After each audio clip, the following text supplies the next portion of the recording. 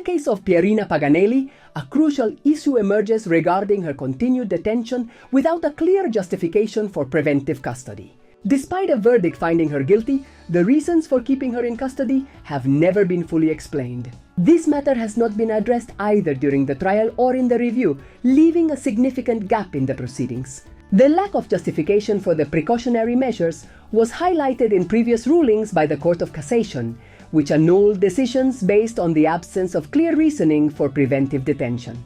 Had this gap been raised, the Court of Cassation would likely have annulled the case without referral, thus opening the doors of the prison. This issue goes beyond the individual's guilt and touches on judicial civility. No one, even a confessed criminal, should be detained without a solid legal justification.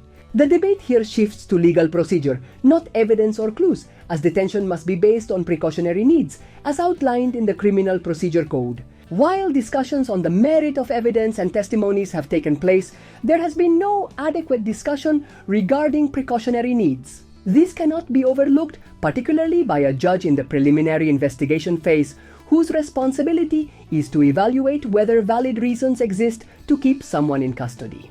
The failure to consider this element leaves the case in a gray area and raises doubts about the fairness of the process. The case of Pierina Paganelli is a clear reflection of current issues within the Italian judicial system, which continues to provoke outrage. Numerous criticisms regarding the handling of investigations, the slowness of procedures, and the disorganization of those tasked with ensuring justice are deeply concerning. This case, like many others, highlights the severe shortcomings of a system that should be protecting victims and ensuring the truth emerges clearly and justly. Reading the comments from those following the case, I cannot help but feel deep regret for the sloppiness with which such serious matters are handled.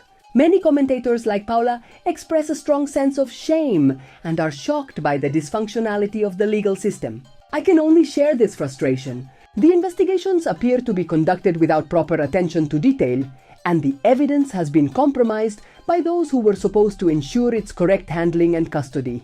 Additionally, the uncertainty in witness statements and testimonies makes it even harder to arrive at a concrete truth. Justice often seems to turn into a power game, where finding a scapegoat is preferred over identifying the real culprit. Nevertheless, it is important to emphasize the work of those, like lawyer Nicola Castellano, who strive to clarify the situation. All with competence, and without unnecessary words, he is able to explain the matter clearly and rationally, a behavior that should be the norm in any legal process. These interventions are truly appreciated as they help us understand the legal complexities, but also give us hope that the truth might finally be recognized. However, it is evident that amid all this chaos, the concept of justice is losing its value.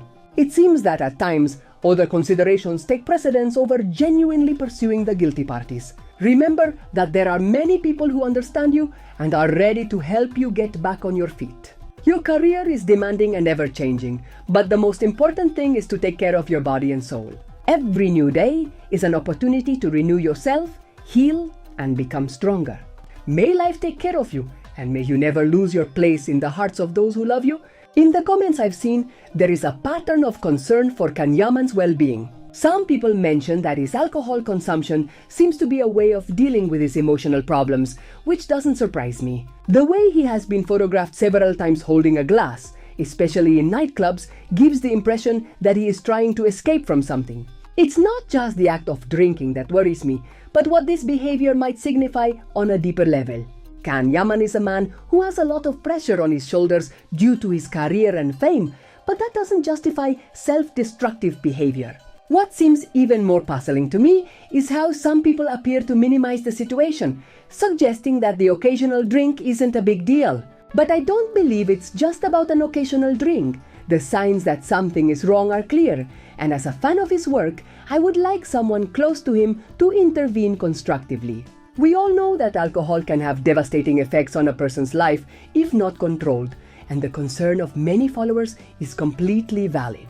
Khan is a man with a lot of potential, but he needs to take care of himself if he wants to continue being the star we all know and admire. Regarding his relationship with Demet Özdemir, it seems that they had incredible chemistry on screen, but things in real life are much more complicated. I don't think the situation between them is just about rumors or misunderstandings. Sometimes, personal issues affect our ability to maintain healthy relationships, both professional and personal.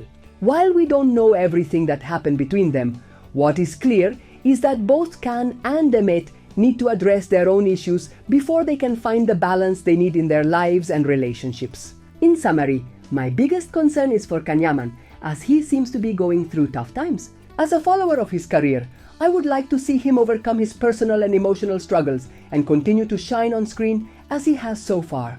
But for that, I think he needs to seek help and surround himself with people who support him positively, not just exploit him. One of the most accurate comments I've seen was the one mentioning the importance of respecting his privacy. We all have the right to have a personal life outside the public eye, and Demet is no different. As an actress, she should be judged for her acting ability, her work on screen, and the emotions she conveys through her characters, not for the details of her life outside the filming sets. Constant judgment of her personal life is not only unnecessary, but also harmful to her emotional and psychological well-being. The constant scrutiny of her personal life also raises a broader issue of how women are treated in the entertainment industry. Women, especially public figures, often face immense pressure to meet certain expectations regarding their appearance, behavior, and love life. This double standard has been pointed out in many comments, and it's something we need to change if we truly want to live in a more just and equal society. Demet Özdemir, like any other woman, should be free to live her life as she wishes without fear of being judged or misunderstood.